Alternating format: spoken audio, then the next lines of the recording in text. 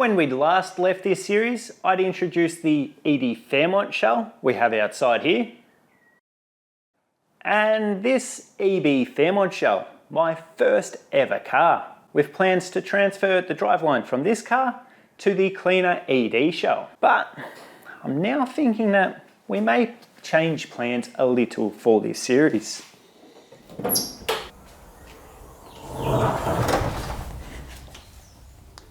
Maybe a Barra Swap? Some plans have already been laid, and I've heard from all of you from the polls we ran and comments a little of what you want to see. Stick around and I'll fill you in on everything going on in my head for these cars going forward, because some big decisions are being made today.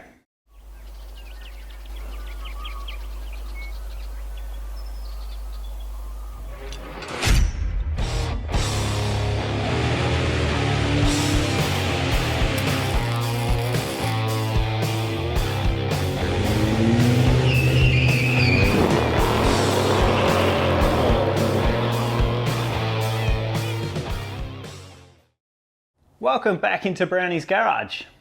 Let's get one thing out the way, and I may lose a lot of the audience with this one, but please consider sticking around to see what dumb idea I have lined up that I'll show later on. For now, a lot of you voted in the poll we ran last year for Supercharger or Turbo or Tough NA engine for this series. And honestly, I was a little surprised to see the Tough NA option beat out the other two, even with their totals combined. So I can announce that we will be going that way. I will say I won't rule out going to forced induction of some sort or even some nitrous in the future, but I plan to do a worked NA engine setup first, and I've got a good amount of bits here to start that. While I've hopefully got most of you on side and excited, don't forget to help me out and give the video a like, share, subscribe, do all the things for the channel so I can actually make this and bigger plans happen. It's free to you guys and helps us out a lot. Plus, we need more videos on E-Series Falcons and Aussie cars in general getting made. Now, despite the teasing in the intro, I have no plans to Barra Swap this project. Hear me out though. I'm sure I'll get some people really offside with this. The Barra engine certainly has its place and it's doing amazing things, but I love these earlier single overhead cam 6s. Barra prices have gone up quite quickly for anything decent. We already have one in the BA to continue working on, and now this is where people may really get mad, but they just don't sound very good compared to single overhead cam engines, in my opinion anyway. And it's only this hack's opinion, but I reckon if these earlier engines had have got a proper factory turbo option for people to start from, I think they could have easily gained the same cult following as the Barra. So I reckon a high comp NA single cam engine is in order, along with the 5-speed manual that's staying, as long as we don't start breaking them too often. And that should be pretty sweet and sound good for a 6-cylinder. Although, there's nothing too surprising yet other than upsetting a few people. But here's where I think plans may change. What body will that be in? Originally, everything from this, my first ever car, was going to get moved to the ED shell that is a bit cleaner body-wise. With that, the cars would be pretty well the same. They would have felt the same. They may as well be the same shell anyway.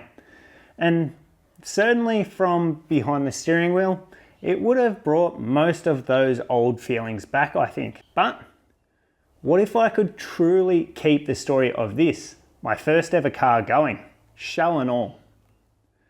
We will have more bodywork wise, and I think it could actually take longer, but I've always wanted to have a go at it, so why not? I think we have the panels for it on the ED shell. Plus, I'm often just as happy working away out here as driving, so I think it's okay if it takes a bit longer. And that's why this car is in here, to have a bit of a deeper look into saving it. It's certainly not because it was the easier of the two cars to move in here for the intro, because it wasn't this time. It It looks like the fuel pump has died since the last time we drove this car. So Monty, if you want to be turned into a slab of baked bean cans, you're really going about it the right way. And that's one of the other things you were all so awesome about. A name for the car and the project. Eddie was looking like a clear winner, but if we don't go ahead with the ED, I'm not sure that works anymore. I'm not big on or good at naming cars, but my mum, who has always been a huge supporter of what I do, and is maybe the kindest person I know, to be honest, has always liked to call this one Monty. So there it is. I'm certain I'm going to need more help and guidance from you guys along the way, so I hope everyone will be okay with that. Monty it is. I'm getting a bit ahead of myself though. You might not have to approve that name if I find something I really don't like today. And that leads me to my first job in checking this over. If I'm to keep this shell, I need to pull the roof lining to access something at stage 1 of these checks for today.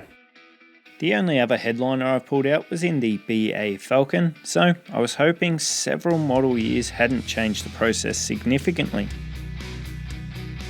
Just work my way around removing anything that may hold it up, like push seal, trims, crap handles and sun visors, until it can be removed as one large cardboard or fiberglass backed piece of fabric. Nope, it seems we have a curveball. Not sure if it's all sunroof cars of this era, or if this is a redo job on this car, but I can't see me removing that headliner without completely ruining it.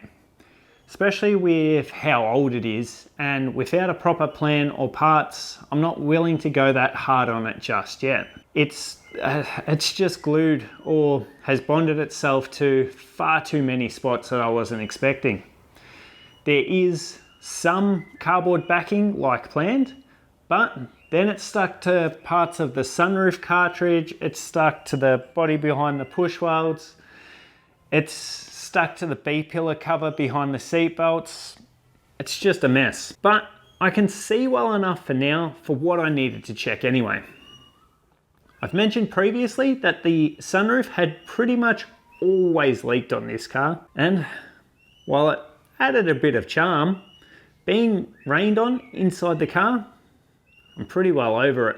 And with so much water over the years, I really wanted to make sure that this hadn't caused any rust issues in the roof. Young me didn't really understand anything about how these seal, so my only real attempt at sorting it was to put some silicone around the glass between that and the rubber seal edges here, because it did appear to leak from this at times. Looking at my silicone job now, I'm not sure that would have sorted it, even if that was the issue. I do know slightly more about these now, and hopefully we can work out the rest as we go.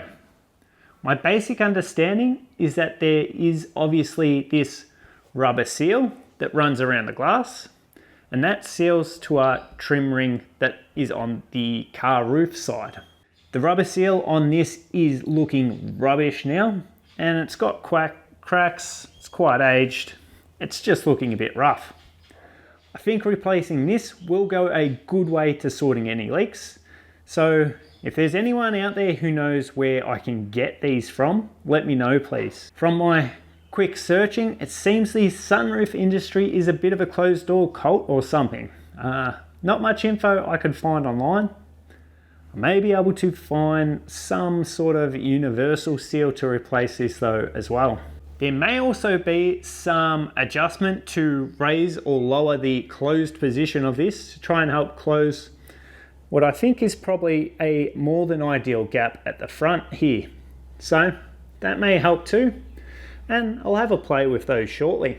But even if this seal does leak slightly, it's not game over there, and they are built expecting some of this.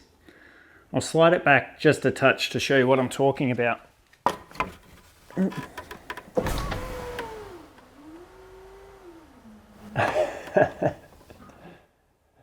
Come on. Yep, that motor or the rails or something might need a bit of attention too to get that moving a bit smoother, but we've got enough room to see what we need to for now. Now we can see a little of the rain gutters or channels. I may be getting this terminology all wrong, but you get the idea. Any amount of water that passes these seals should be caught by these. And there's drains that are at the front and rear, I believe, on both sides. That then directs the water down through the car body and out the bottom. It's common if you have a leaking sunroof for these to be blocked and not draining properly. I think I had them checked at one stage years ago, but it'll be worth looking into more again, and it's probably due to be cleaned out anyway. What I was most worried about, and wasn't sure if it was happening, was if any water got in and around the inner trim and potentially sat there damaging the roof skin, or if all that water rusted away anything else in here. Because replacing this whole roof is a job I'm not looking to do, and these look horrible as a convertible, so we'll try keep the roof. I'm pleased to say it all looks okay in there. From what I can see anyway, there's nothing concerning. So I should be able to reseal the glass once I find the seals, then tidy the glass and maybe the trim ring, and we'll be good to go. I'll slap that back together off camera, but that wasn't really the worst of the body work I was looking into. Thankfully, not now that I've checked to be sure anyway. This is the big job we have ahead of us at the moment. Well, this and any rust in the seals too. So this quarter is rusting, it's damaged, and it was covered with a nice thick chunk of bog to straighten it, which I had started wire wheeling away when I was much younger and realized I was way too in over my head at the time. Now I'm more confident, or perhaps dumber, and game to have a crack. I think the best option is to just replace the whole quarter panel with a good one off the ED. It may surprise some of you that this panel, and a lot of cars in general, aren't completely welded together. A lot of a car is held together by only small spot welds, some of which we can see along the inside of the panel when I open the boot.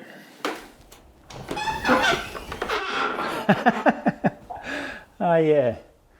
Stop laughing at me and ignore the house carpet in there. A lid may have come off a near full 5 litres of oil on the factory carpet. It was never all going to come out, and I tried. So out it went, but you'd be shocked how much that carpet acts as sound deadening for the back here. Just so happened I had some new house carpet offcuts to use while I got some new factory stuff, which was years ago. So let me know if you have some in good nick. And never mind the Dexter murder room drop sheets. I'm harmless, I swear. So here you can see some of those factory spot welds. I'll show better on another camera. They're just little circle spots. A part clamp, part welder looking thing does these at the factory, and a heap of these hold the panel on, hopefully. There's various methods of drilling or grinding these off to remove a panel. I'll try a few of those methods if we go that way. First, I want to see if I am correct and we have these around most of the outside of the panel, or if there are other issues or panels that overlap this one that could make it an even bigger job. So I'm going to whip the bumper off and have a better look around at what's holding this panel on.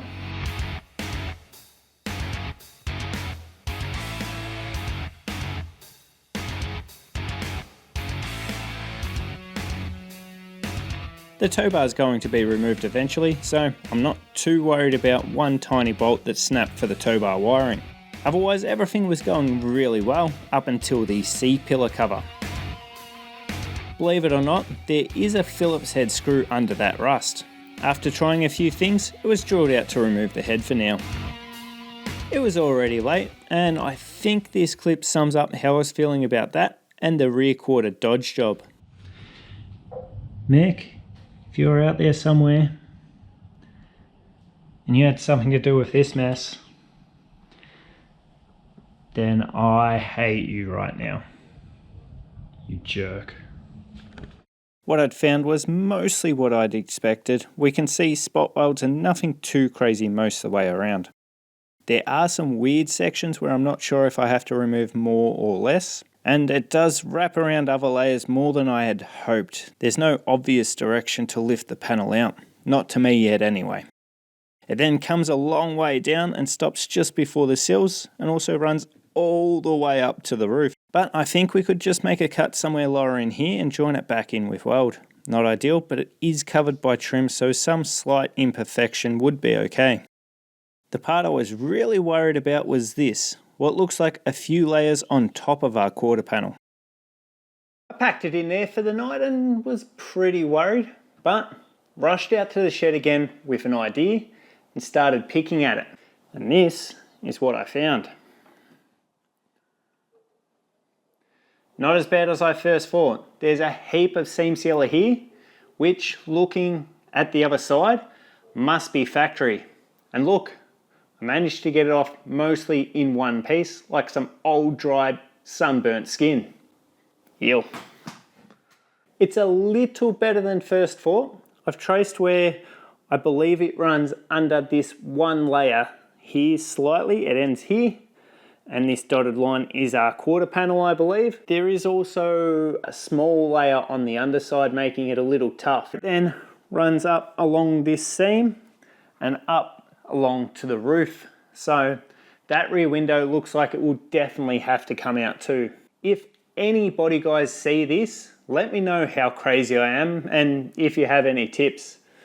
I haven't really used this platform for help, but any pointers on this would be incredible right now. Anything is doable, of course. It's whether we should or not, but at least we have the donor car for a practice run, maybe even on the opposite side first. So, sorry again for changing plans. I still think we're changing plans at least, and I'm 99% convinced I'll have a crack at saving my old EB using the ED now. Think it's for the best. I'm excited to save it and see what we can do. Really hoping that the work it will take doesn't completely tank the channel too. Let me know if you actually want to see me have a crack at this. Next up, I think I'll look at why the fuel pump isn't working and sorting that quickly, because it's a huge pain moving this in and out, not running. Then we'll be starting the process of replacing that rear quarter and probably the sills where there's damage or rust starting, and address anything else that pops up along the way. I'm hoping to do all of that, including any paint, here at home, backyard style. If it's not clear, I've never done any of this and am slightly pooping my pants about these jobs. It's going to very much be bite off more than you can chew and just learn along the way. Or this channel will disappear from YouTube completely one day because I went mad. Either way, I'm hoping to be able to do that by the coming winter while it's still warm enough for paint, and maybe even back registered at that stage. Let's hope this doesn't spiral out of control, but I just know if I set some sort of goal, I'll at least push a little bit harder to try and get there. I do have other jobs I'll drop in around it, no doubt, on the turbo converted BA, including soon the dose and turbo noise video that I've started getting ready, so get pumped for that.